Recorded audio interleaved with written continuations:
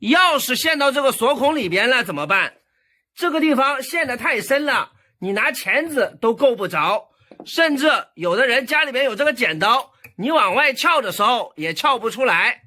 怎么解决呢？我来教你2个好方法，你去找一根圆珠笔，或者说这种胶棒，这2个方法都能把它取出来。你找一个打火机，加热这个胶棒，让这个胶棒融化，融化了之后，你趁热把它塞到这个锁孔里边，像这样子直接给它塞进来，按着它不要动，等它冷却，